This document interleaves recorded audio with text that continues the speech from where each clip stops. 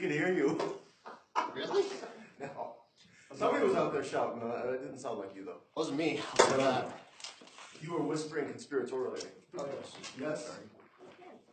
You have the coziest chair in the whole room. He also has the coziest chair in the whole room. You can't That's see her. true. maximizing pleasure. Was this Yes. is this how we're all equal? Is this the That's right. Is that the lesson for the day? All right, I'm going to call that quorum. What do you think, guys? I think that's fine. I think the congregation's good. Yeah. So we've been talking political philosophy, and we saw Hobbes's contractarian contribution to the discussion, and then we saw how Rawls built upon Hobbes's system in order to elaborate what he calls justice as fairness, and he models that using the original position as characterized by the veil of ignorance, whereby prudentiality and morality collapse, because we're creating a society, trying to make it fair, because, right, we could be the ones at the bottom, so he gives a prudential reason for signing up to this moral thing, not a moral reason for it, right? It's that you could end up at the bottom, and it's more likely, given the fact that there are more seats down here than there are up here, right? And so he gets to this principle of maximin, maximize the minimum, and then says that people in that kind of position, that the contractors who are there hammering out a new constitution, are going to adhere to the two principles of justice as we had shown in class, right? Now, Thomas Pogge, in turn, is going to build on Rawls by taking that basic idea of fairness and applying it not to some would-be nation, but the globe, okay?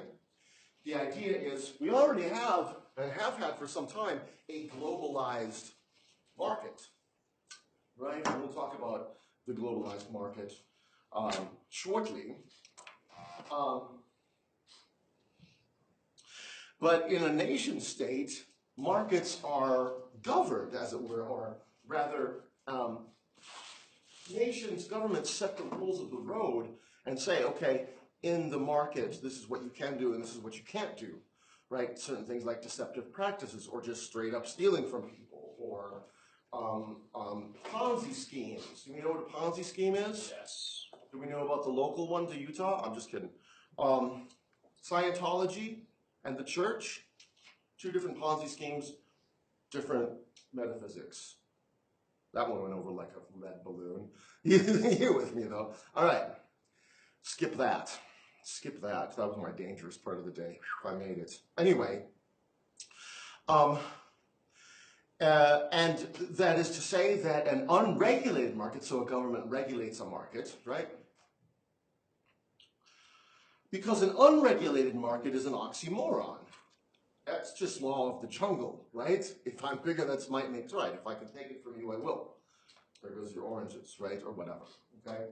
But we don't really have, or we sort of have, but it's insufficient to the task at the global level, right? Now, what we want to take off the table right away is saying, oh, okay, good, well, let's just have a global government, right? A government that guides all the whole world and its authority is above and beyond that of any national government, and it's just 12 white dudes sitting around a table and hope they get it right, right? Because they're not going to get it right, and if it's that few people making a decision, and they make the wrong decision, which they likely will, things can go south very, very catastrophically. So we want to take that off the table. So we're kind of looking for other arrangements, right?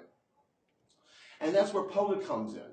Now he has an argument that is just technical enough that we have to equip ourselves with certain concepts in order to grasp it. One is to actually define rights in the philosophical sense, in the ethical sense, okay? And we did get this far last time, right? We got to like obligations and stuff. Okay, so this is a review. I'm kind of trotting through it, but we'll just refresh ourselves, right? The ontological status of rights is as protections. They shield something else. Rights do not have intrinsic value. They have instrumental value. Did we talk about the difference? I feel like we did. Yeah, intrinsic value means the thing is valuable for itself. Instrumental value means it's valuable for something else that has intrinsic value, right? Rights have instrumental value. Interests have intrinsic value. There are simply certain things that human beings need in order to be human beings in the full sense, right?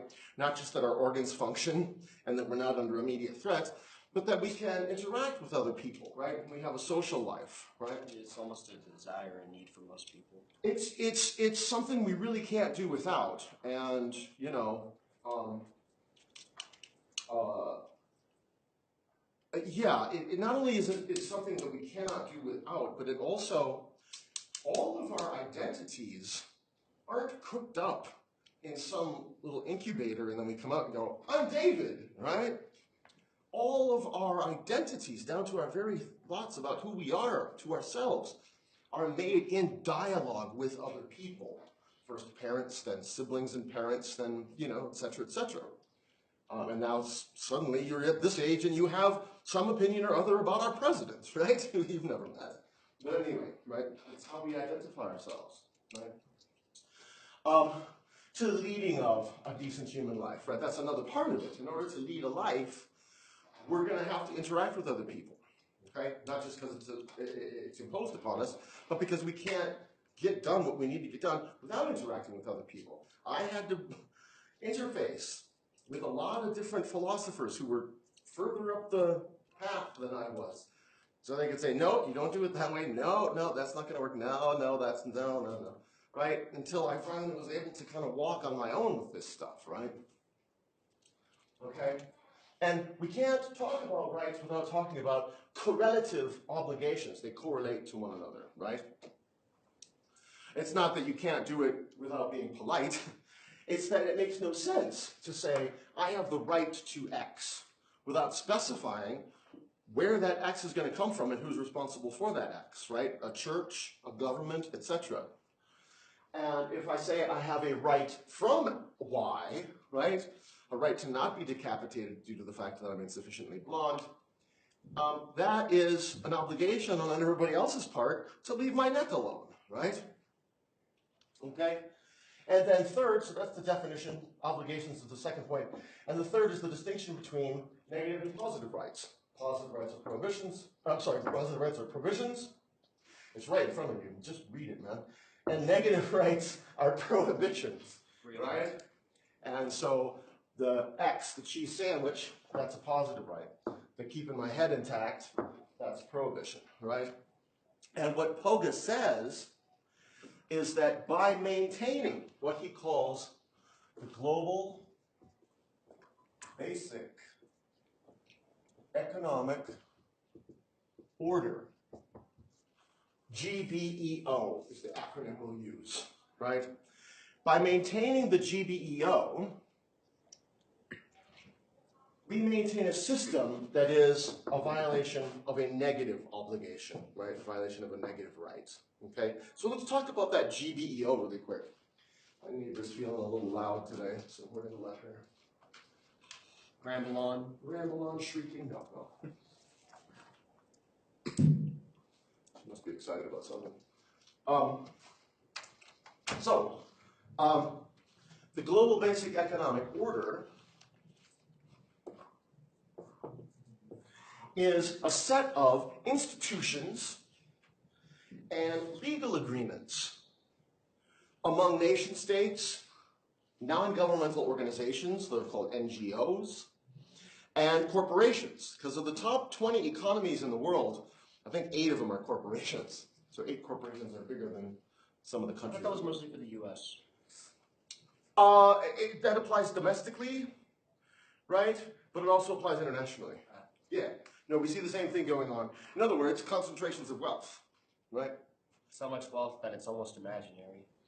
Well, yeah, and now it's hidden, right? That's capitalist society, man. Yeah, crypto, you can't trace it. Terrorists love it. Criminals love it. Anyway, the blockchain, we don't have time, but if somebody can explain the blockchain to me someday, that'd be great. Crypto's just a bunch of people scamming each other over and over. Oh, okay. I like the cynicism. I like that cynicism. Well, it does feel like it, though. Because, have you ever watched CoffeeZilla? No, but I will. Just a lot of interesting things, because there are people who be like, it's never mind, just go back to the lesson. It's a good forum for critique. No, I'll check it out. CoffeeZilla, thank you. So, the GBEO, the Global Basic Economic Order that Pogge talks about, is a set of institutions and agreements, all right? Agreements like NAFTA, the North American Free Trade Agreement that Bill Clinton signed in 1994, I think. He's very famous in the news right now. Oh, he is, isn't he? Yes, him and guess what? Another person in the Epstein emails, a really close buddy of Epstein, is the guy from the movie who insisted that CBOs be unregulated, Larry Summers, ex-president of Harvard. Another pedo exposed. Awkward. Yeah. Right? So the North American Free Trade Agreement lowered trade barriers, as they call it, right? We'll talk about trade barriers in a second. They include things like child labor laws, environmental protection laws, and so on. But, right, NAFTA lowered trade barriers, and so all of the jobs, I come from the Midwest in Wisconsin, I go back to the Midwest now, and everybody's either 600 pounds or they're on fentanyl. And I completely took away all the jobs. They all went to Mexico or China, and yeah, now we have people being shoved in vans. So anyway, those are the agreements, right? They're various trade agreements, right? NAFTA is a trade agreement. But they're also, as I said, institutions. And when we're talking about roles, we talk about institutions, right? Institutions are org charts arranged around a particular mission statement, okay? So here are the three main institutions, right? The WTO, which means World Trade Organization, WTO, World Trade Organization. The IMF, International Monetary Fund, and the World Bank. Here's what they do. Here's their mission statement, basically. Are these real things? Yes, these are actual institutions. Yeah, the GBEO is a theoretical construct aimed at talking about the shape of the rules of the road for the global economy. So, in order to participate in the global economy, it's necessary, according to the WTO, to obey certain rules, right? And so that's why the global markets don't very much reach into North Korea, because North Korea is being bodied with nuclear weapons, right? Or at least they say they have nuclear weapons. With they're probably hollow. But yeah. So each of these, just briefly, okay, we're certainly not gonna dive into the org chart of these guys. I just want to give you a general idea of what the GBEO is, okay? So that you can understand, because he's not just complaining, he does have a fix for this. He's saying that the moral motivation is we're violating negative rights, which is more grave, more morally serious than the violation of a positive right. Okay, we think of aid to the global poor as charity, acting out of the kindness of our hearts. Charity is a provision, right? But he's actually saying that we're maintaining a system that tolerates enough suffering in the world that by maintaining that system, maintaining that system itself is not an omission, as in the failure to provide charity, but a commission. We're pushing this system on people. And so it's a violation of a negative obligation or a negative right. Right. Is that what the R stands for? That's right. Exactly. Sorry, yeah. Not weird. Just making it succinct. He took 8 hours to say. So the World Trade Organization is an adjudicative body. It's a courtroom, essentially. It's a place where disagreements between nation states or disagreements between nation states and corporations, or between corporations and corporations, right, go to say, okay, wait a minute, you know, this is not okay. Of course, they're being rocked right now because our president is operating under a theory called the unitary executive, where anything the government does is his to control. He's kind of running around and taking all the levers away from other people and going, give me that, right? In effect. And the courts are slowly trying to catch up with him. What we're seeing now is it's a race against time to see if realities on the ground can change so quickly that the courts can't do anything about it, right? That's the state of play at the moment, right? But so, up until this January, right, we'll see how things go forward. The World Trade Organization, and it still does this, so we don't have to say that everything has changed. The World Trade Organization is, you know, it's like a courtroom. It's an adjudicative body. And a judge or a panel of judges decides how to resolve various disputes, okay? The International Monetary Fund and the World Bank, International Monetary Fund, World Bank, are both banks. But they serve different purposes. Their mission statement is a bit different. The International Monetary Fund is a fund into which nation states pay like insurance in case they have a bad year or bad 5 years or bad decade and need to borrow money at the national level. Hi, we're France. Have insurance? We're Greece, right? It's mostly Greece. If you know anything about Europe. There's a lot of chaos. The Southern culture is a lot less anal retentive and a lot more impoverished, put it that way, right? The work ethic on an international scale. But so it's a place that nation states can draw money from. The World Bank just aims at trying to reduce or even eliminate poverty, okay? So they're both banks, but they have different mission statements, and they operate differently. What Pogge is arguing, he's saying that we have the moral motivation, that the violation of a negative obligation or a negative right is morally grave enough to motivate us to do something about it. Because you can just say, okay, let's go to this. The global poor. What's their deal, man? What's up with them? Why don't they pull themselves up by their bootstraps, damn it? Right? Well, it's true. If you're an Ethiopian 20-year-old or 18-year-old, you can apply to UVU. And if you get in, maybe the church will help you get over here, the plane flights, right? So that you can become educated and start tithing and start having kids who tithe. Don't forget that last part, that's cynical. But get them in, get them out, get them reproducing, get them tithing. That's the UVU's mission. Hi, camera. That wasn't me who said that. Right? And that's true. There is a certain way in which people can seize control of their own destiny, right? The Lost Boys of Sudan, you guys know about that? It was a film. These people, they had to escape civil war, so they just walked like 3,000 miles from one part of Africa to the other. Anyway, it is possible. But there is a population, a human population, about whom we cannot say that. What do you think that is? The people here in America, the lowest of low. This is bodily height. Children. Oh. Kids, right? Kids cannot just pack up and go. They're dependent upon other people, right?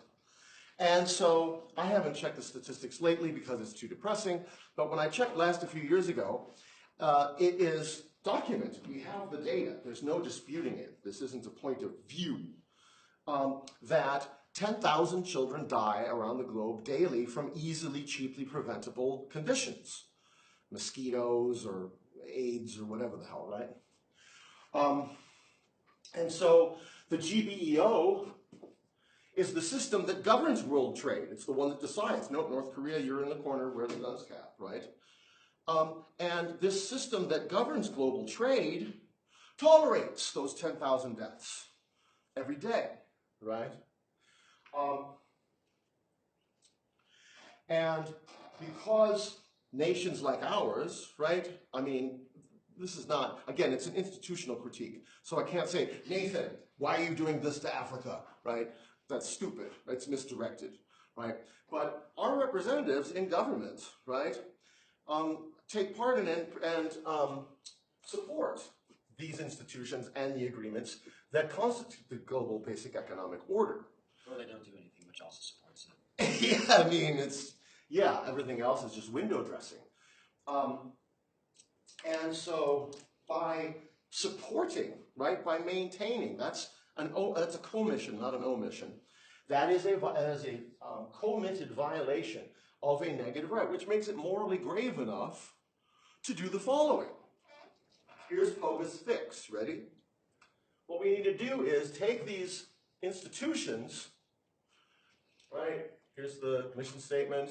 Here's the org chart. Here's the chair. Here's the chair. We just need to bring more chair, or we need to let more people around the table. He wants to democratize the GBEO. That's his fix. Democratize the GBEO. He says, first of all, that this fix is revenue neutral. It's not going to cost us any more money to do this. these people will be so happy, right? Liberia will be so happy to have a seat at the table that they'll bring their own chair. Right? So that's his fix. And when we democratize the GBEO, we make it more representative so that it becomes more responsive. Democratizing the GBEO makes it more representative, which can make it more responsive to the plight of the global poor. That's his fix. And that's Pogge in a nutshell. Yeah? Wouldn't that be adding like a new layer of government on top of everything? I mean, I don't see another layer. I see the same layers with more people in them. Yeah. Does that make sense? Yeah. I don't say that dismissively, because realistically, right, whenever you kind of build government, it has a way of perpetuating itself. It's like Schopenhauerian will, right? And attempts to make government more streamlined have been abject failures in the past, right? We nibble around the edges. And so I disagree with the methodology strongly, but there was some reason for Elon to come in with a chainsaw, as it were. Some reason, but did it really do anything? It'd been better if he had had a bunch of scalpels. Yeah. Okay. So Pogge uses the distinction between positive and negative rights to make the case that the maintenance of the GBEO, as it is a morally serious enough violation, transgression, that we have reason to democratize the GBEO. That's him in one sentence, okay?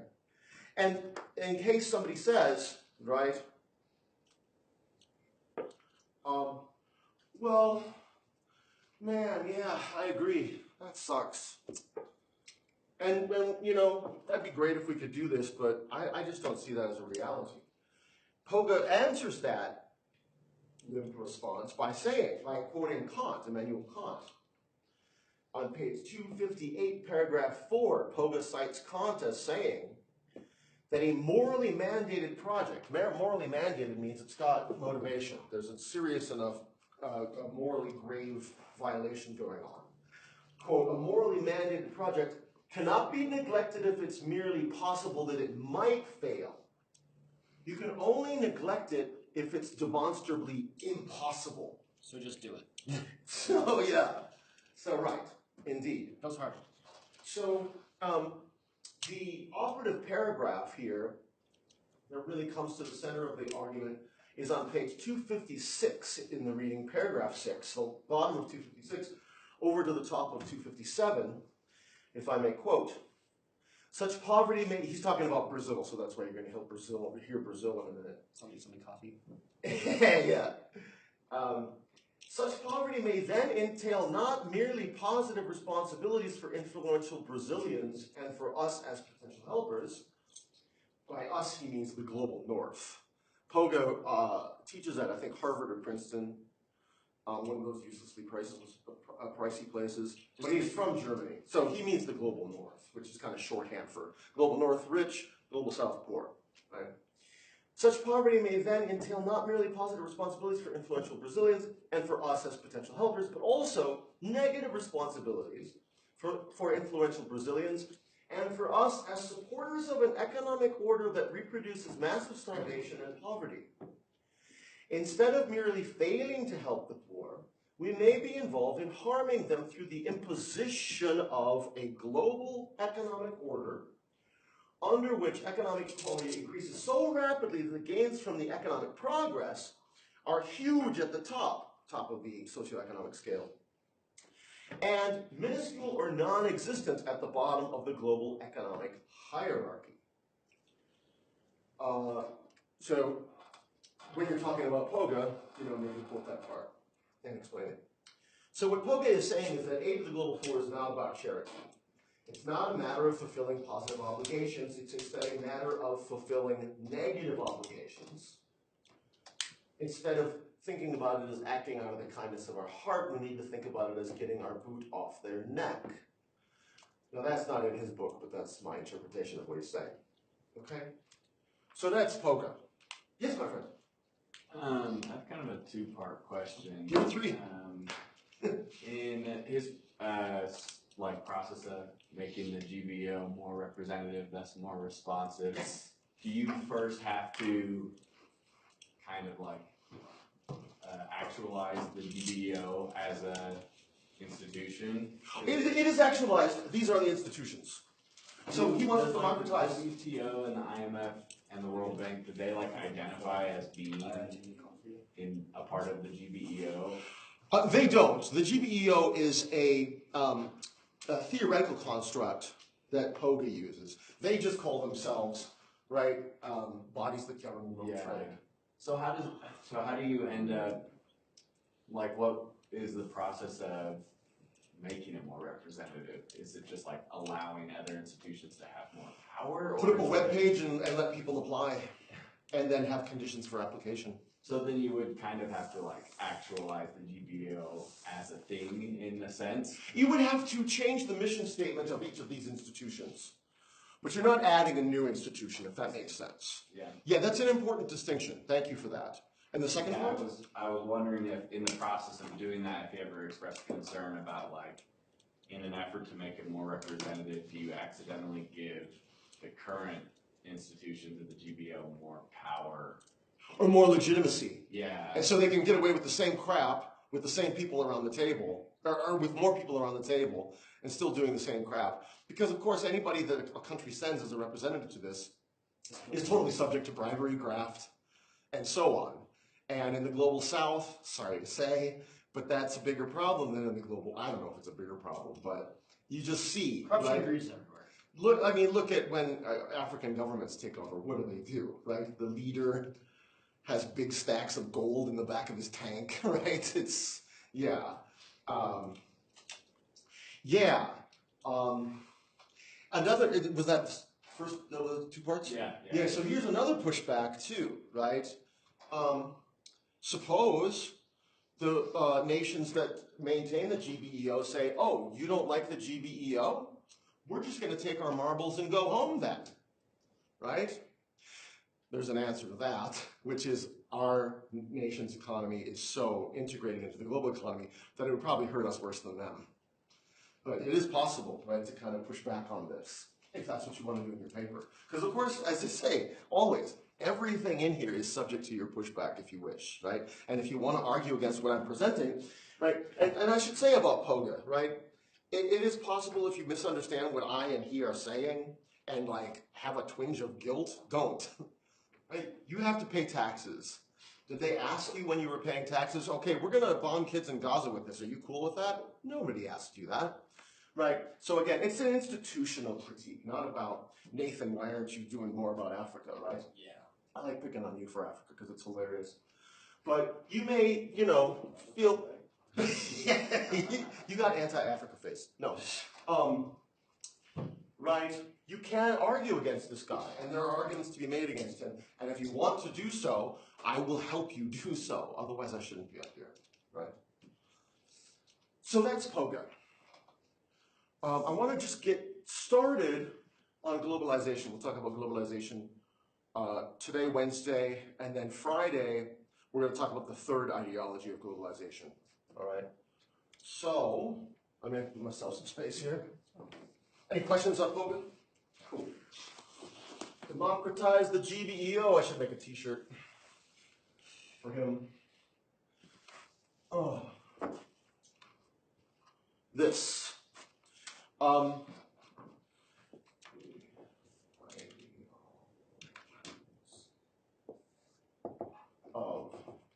globalization.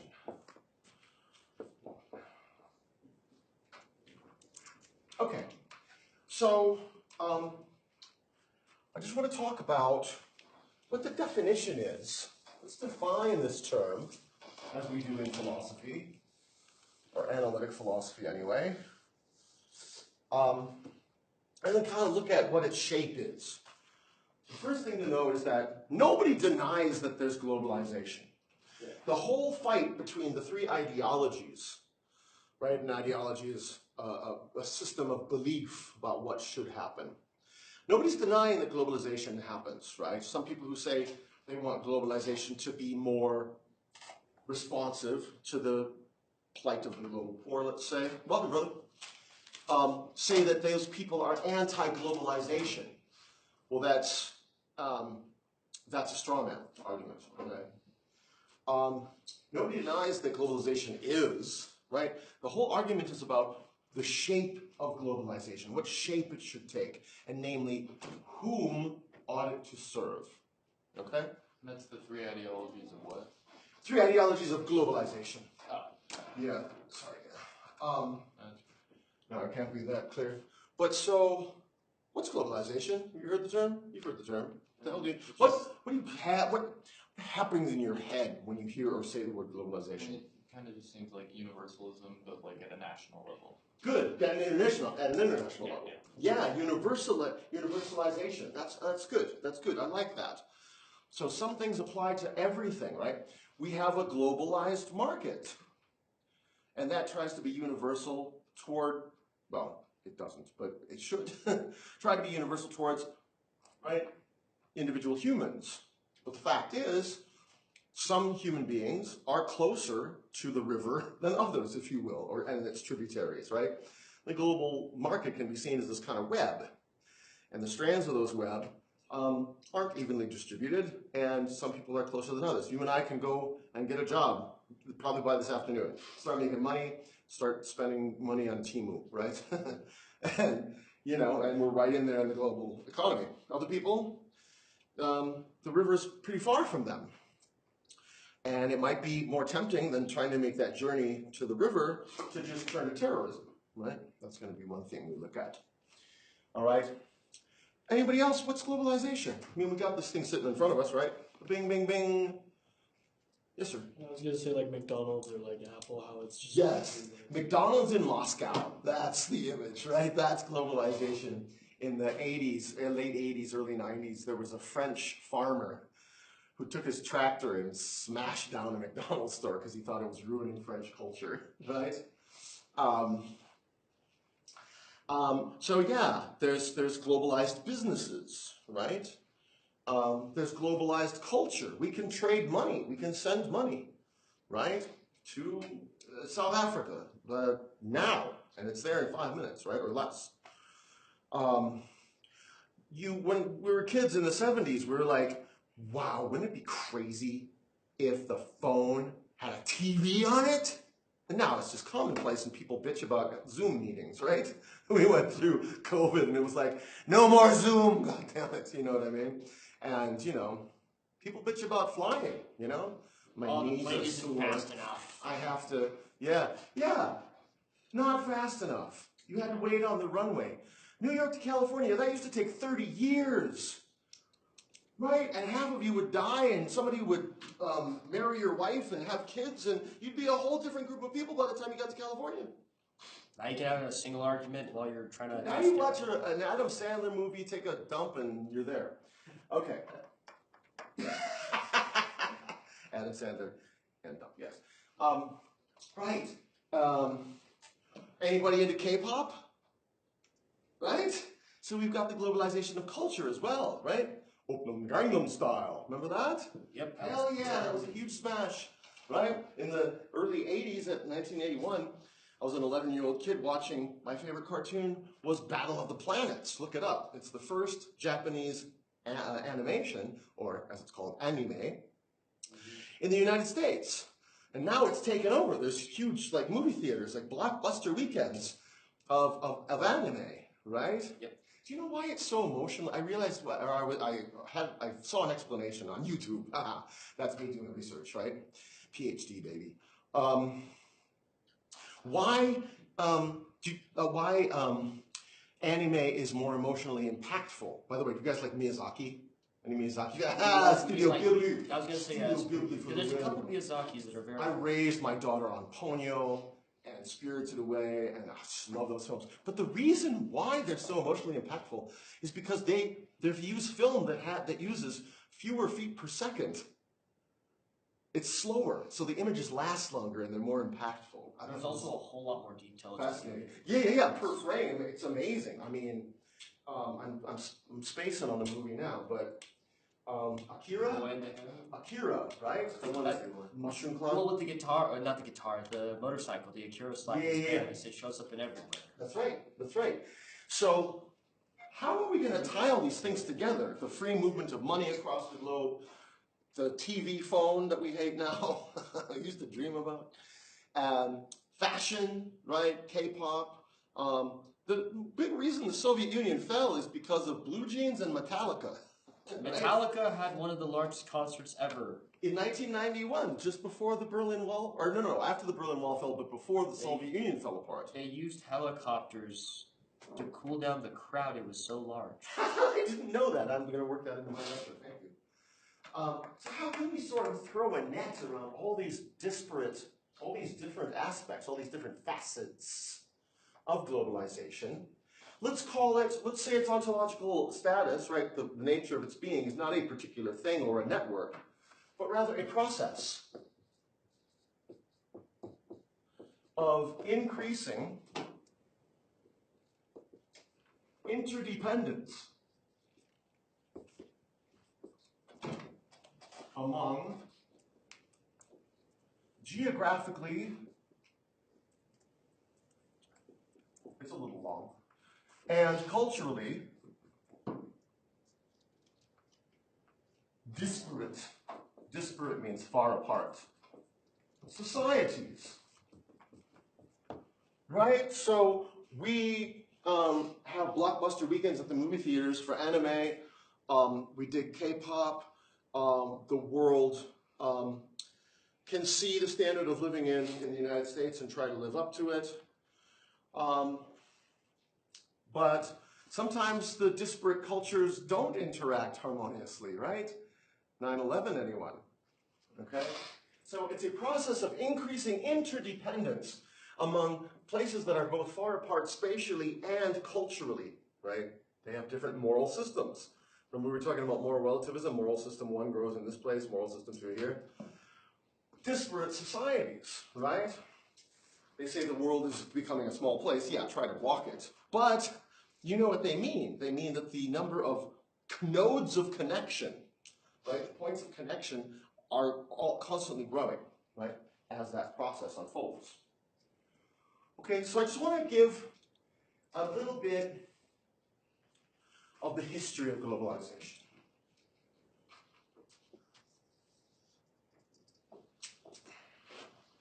Here is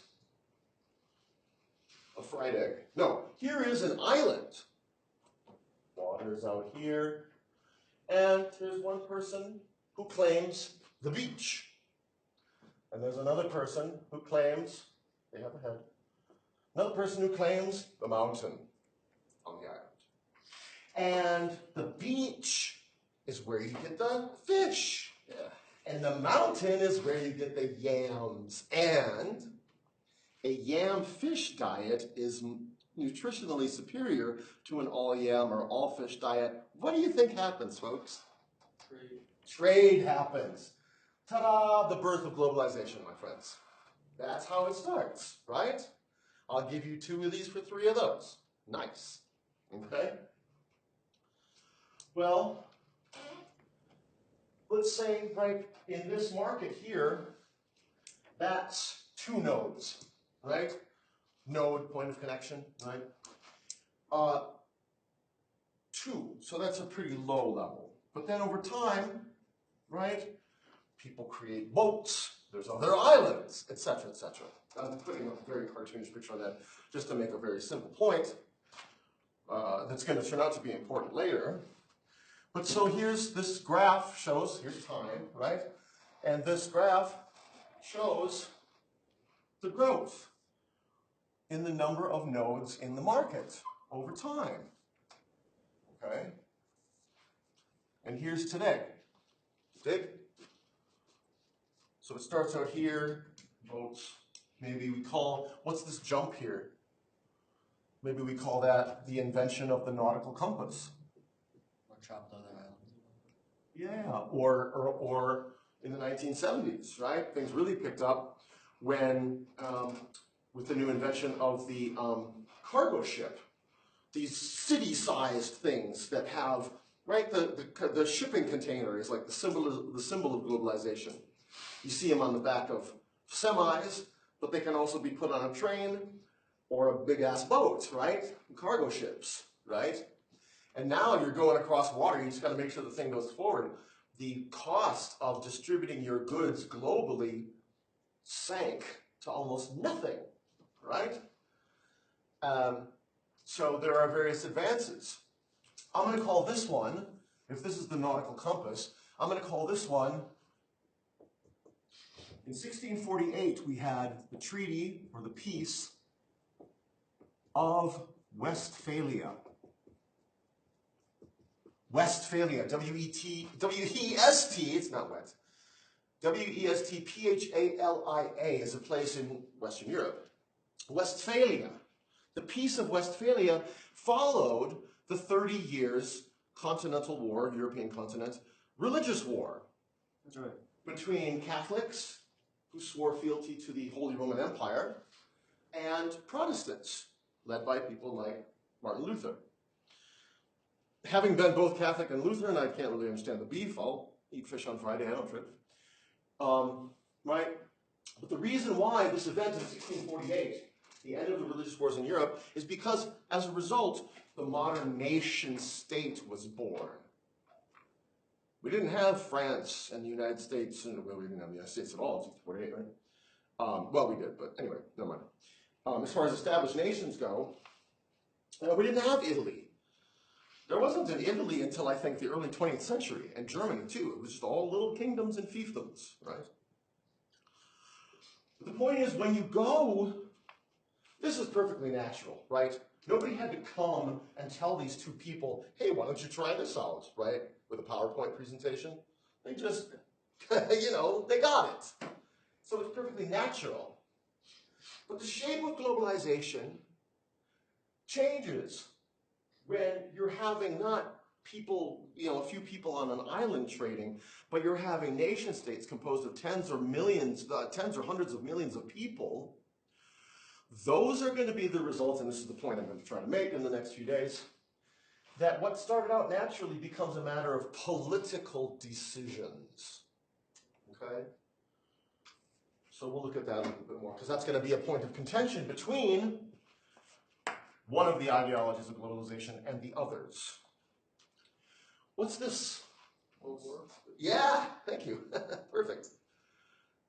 Maybe that's COVID, right? Pandemics, wars, things like that.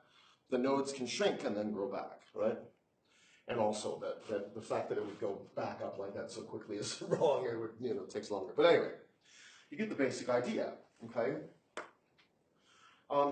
So the question to take from this is, although globalization began naturally with the island, with the yams and fish, the question is, can its entire history be described in the same way?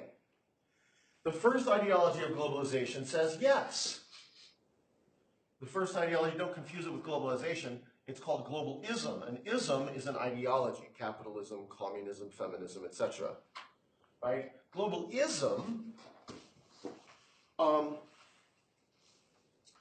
claims that globalization is a natural, inevitable process that helps everyone, and that morality does not apply to the global market. And the reason for that is markets, they say, are self-regulating.